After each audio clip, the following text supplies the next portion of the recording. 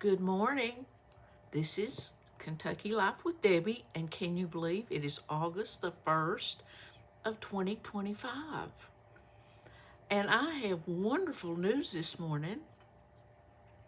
In Kentucky, our temperature this morning is 70 degrees, and it's cloudy right now with a nice breeze, and I even opened the back door and pulled the screen, which is my favorite thing in the world to do because I love to have some breeze from the outside. So I even went out and walked to the road and got the garbage can and pulled it back, and that's a pretty good little walk.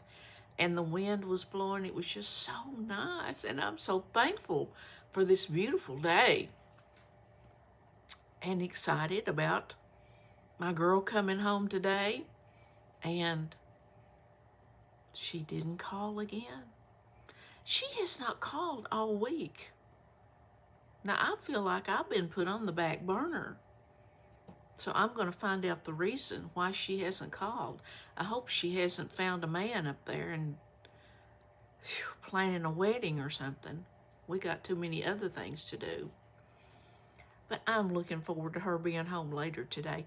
But another bit of great news is today is my mother's birthday. And she went to heaven in 1993. And that has been, I wrote it down because I didn't want to forget it. She has been gone 32 years. I told my husband yesterday, 32 years, how can you even think 32 years ago, how is that possible? Today she would have been 97. And whenever you think of that verse in Proverbs about a virtuous woman, that was my mother. Now, I'm sure she had some faults, but I can't think of any right off the handle. She was very calm. You know, I was raised in a very calm, not screaming home. I've told you that before, I think. I didn't ever hear my parents fighting. There was no punches thrown. It was just calm. And I guess that's why that in my life, in my last 54 years of marriage, that I have always desired peace and calmness. Now, it's not always been like that, but it's never been anything that was too bad. And my nose is running this morning, probably the weather. All right. I want to tell you just a little bit about my mom. You know, she always worked. When I was a small child, we had a hardware store on Main Street. We also lived on Main Street. And she worked, helped my dad in the hardware store. And then, I can't remember the year, but then we had the men's clothing store. She worked there every day because during all the years that we had that, he was gone a lot in revivals and would be gone maybe a week, 2 weeks at a time. And we would open at 8, close at 5. On Saturdays, we opened at 8, closed at 9 o'clock that night because in those years, Saturday night was the hot time in town. There were people, the parking places were all taken up, the stores were open till late. And that's when people really socialized, was coming to town on Saturday night. And my mom always worked. She ran that store. I don't know anybody that didn't like her. She was so sweet and calm, and maybe I hopefully took some traits from her. I don't know.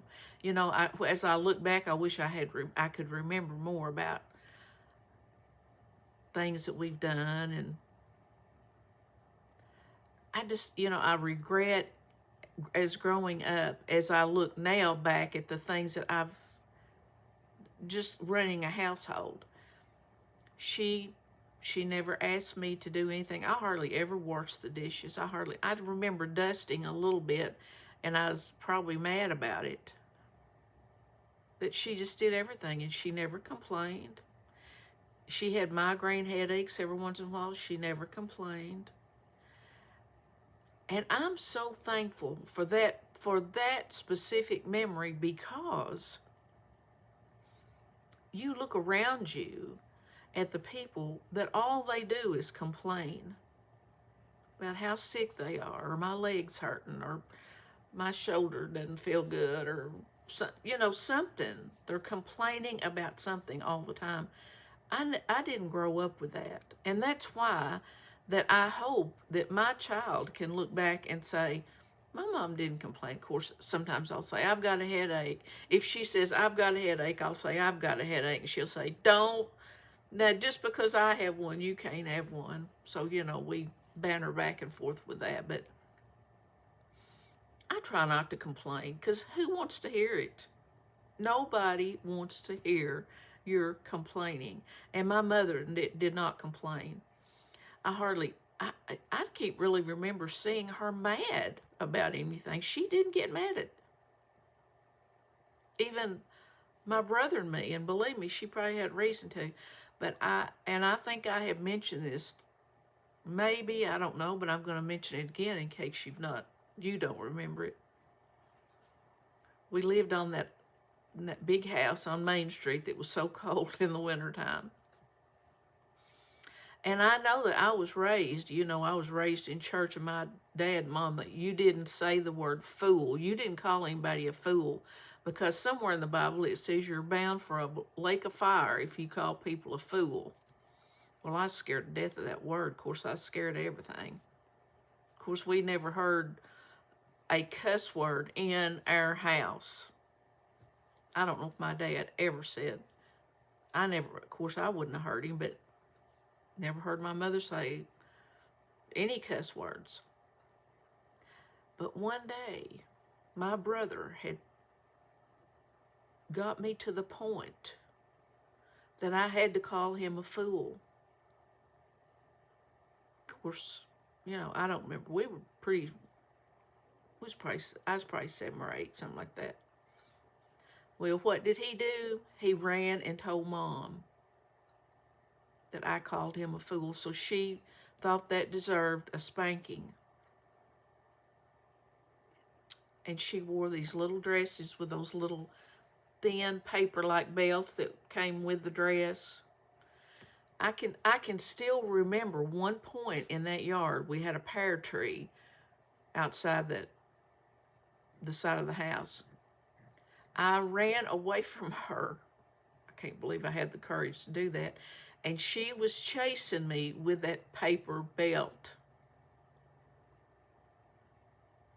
Now, I don't remember I'm sure she caught me, but I'm sure my brother got a big thrill out of that.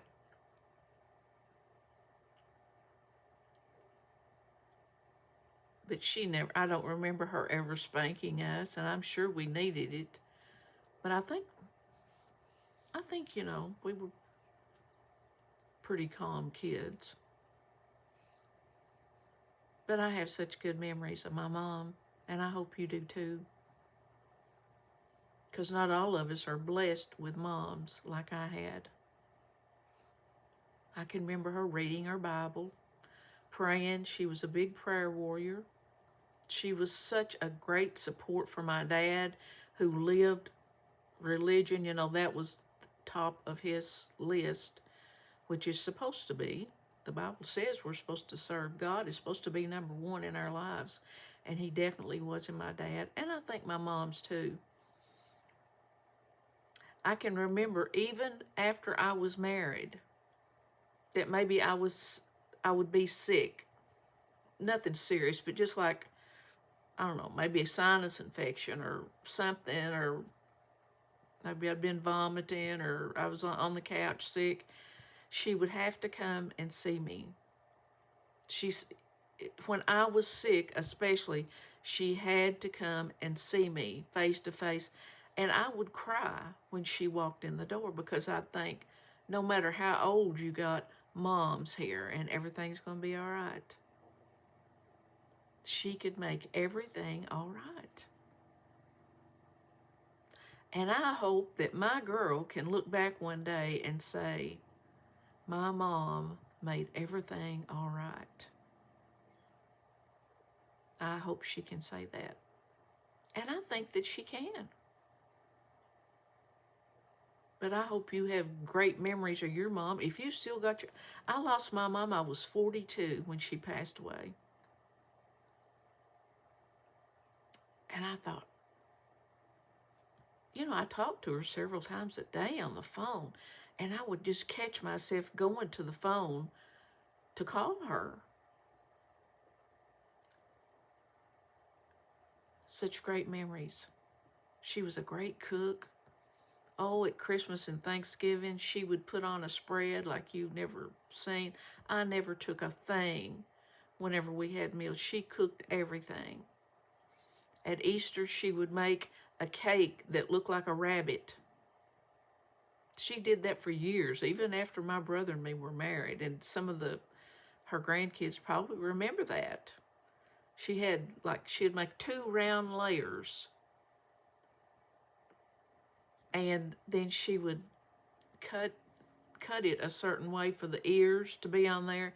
And then underneath it, she would put green tinted coconut with jelly beans. She was just always doing stuff. She was just a great cook. And as I look back, I think, how did she manage to cook and do all the things that she did? Never complained. Never complained. And on her deathbed, she said to me, "Don't contrary your dad." Now, what do you think that meant? She knew he was not the easiest person in the world to get along with unless you did what he wanted to do. We always had a birthday cake. Always. She never forgot anything. And at Christmas, we would have presents to open you would not believe. And as growing up, I do remember this. She wasn't much one to decorate for the holiday, like for Easter or Valentine's Day. You know how some people like in October to put out pumpkins and all kinds of decor. She didn't like to do that. And I think that's where I get mine from. I can remember at Christmas when we put up Christmas trees, I never wanted to help decorate. I may have as a small kid, but the older I got, I didn't want to.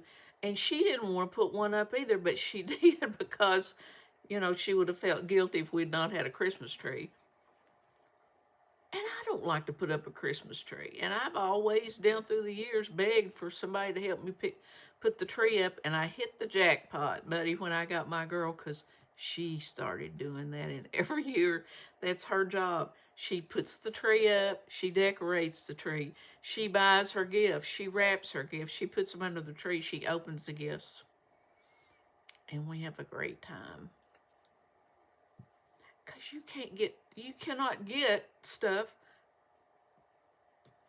to make people happy. And I like to buy a gift that somebody wants. Anyway, I had the best mom. And I know you probably think you did, but I don't know. She was loved by everyone that knew her. But I guess that's enough about her, but I'll be thinking about her today. I think about her. I think about her often. I can't say I think about her every day, but I think about her often and how considerate she was of other people and how kind and gentle. Was she perfect? Probably not, but she was in my eyes. I saw this the other day. I want to read it to you. Sometimes God reduces your circles because he heard conversations you didn't. Don't ask why. Some people are only in our life for a season. That is so true. So true. All right, I've had this idea that I want to run by you. I don't know why. I was thinking about this the other day. Of course, I go to my little book club monthly meeting every month at our public library. So yesterday morning, I went in to the library and I said, I want a book that I think people would enjoy. I'm talking mainly to women because we're the more sensitive of the two sexes. I want a book that everybody would enjoy, and I was thinking that I might read that book aloud to you. But I would like to see if anyone thinks they would be interested in that. But I did check out this book, Anne of Green Gables by L.M. Montgomery. This is a public domain book because you have to be very careful about what you do on our YouTube videos to not get something that's copyrighted. I have never read this book, and some of you may have read it. But this is kind of my plan, and I want to run it by you, and then please give me a comment if you would be interested.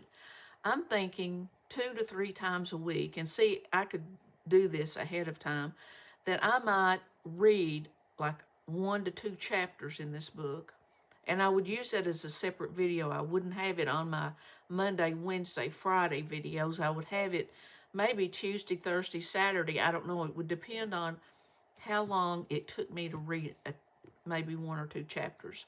I wouldn't want to run too long. And then,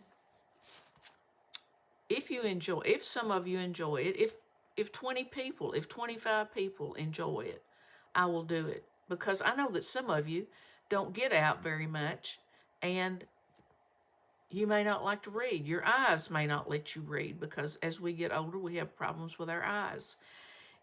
If you think that you would enjoy that, I would like to know. And I would like to read this book to you, and I would enjoy it at the same time. And then when we get through the entire book, I could connect them all and make a playlist. And then if you knew of somebody that has never read that book, they could go check on that playlist and listen to the whole book as they wanted to, stop and start it. I don't know. It was just an idea I had.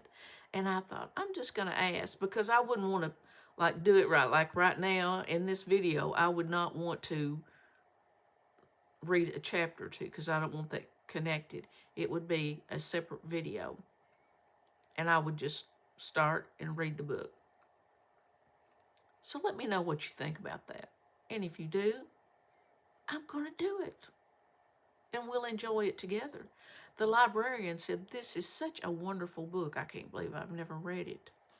But if I started doing this, I would just use public domain books. And that would be some older books. It would be books that I've not read, and maybe you haven't read either. So you think about it and let me know what you think. Okay?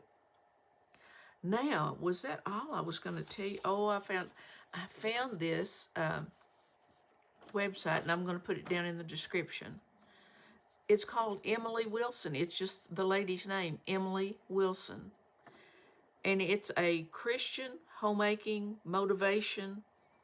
And it's what is so neat about her channel is that she is cleaning, which I could use some tips on. She is cleaning just around in her house, maybe in the kitchen, and then she has recorded, I think, 2 separate videos, one of her cleaning and one of her talking, because she's not talking while she's doing this. She's got the sweetest voice that is so calming, so motivating, and I think you might enjoy it. So I want you to try that and see. And I'll put her, I think she's got a lot of followers, a lot more than I do, but still it's one that I think you might enjoy. And just to show you what a Susie homemaker I am before I get off here, before I read this little funny thing, I want you to know that this morning I took a half a cake mix. Well, I took a cake mix, just a yellow cake mix, And I pour it out in a bowl, and it's about 3 cups, in case anybody's interested. And I got half of that out. And then I tied up the rest of it, and I'll use it later, because who's going to eat a 9 by 13 pan of cake? I would, but I don't need to. I took 2 eggs, melted some butter. I whipped that up. I thought, I'm not dragging that KitchenAid mixer out. And I've got this little apparatus that I beat that up with, and it's not a whisk. It's a different one. I don't know what the name of it is, but you need to know what it is in case you decide you want to whip up a cake.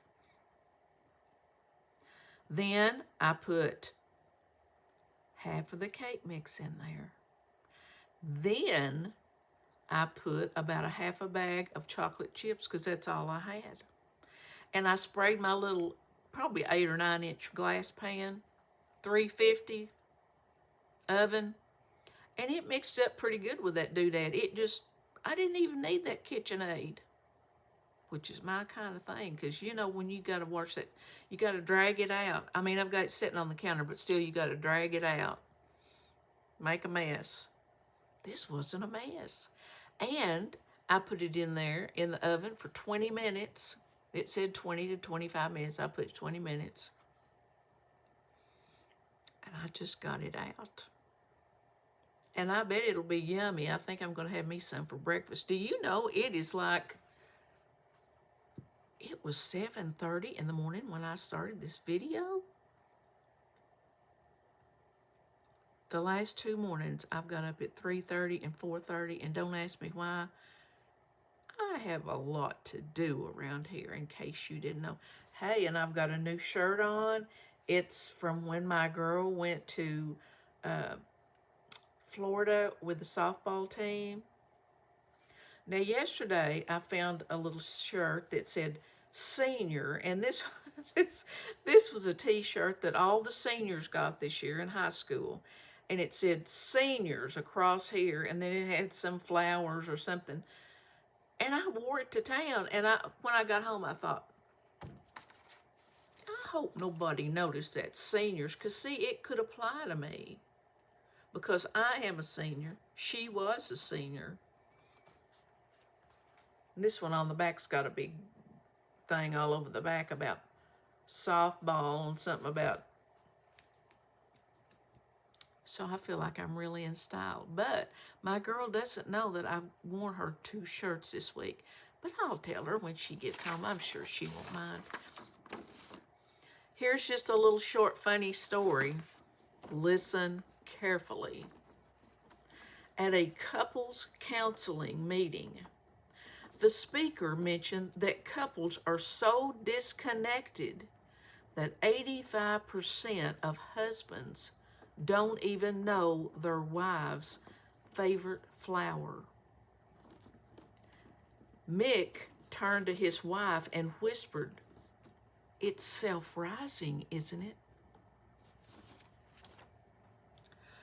I hope you have a great day. This is Friday. We're going into the weekend, and it's supposed to be cooler, and I'm loving it. The humidity is just low, low, low, low.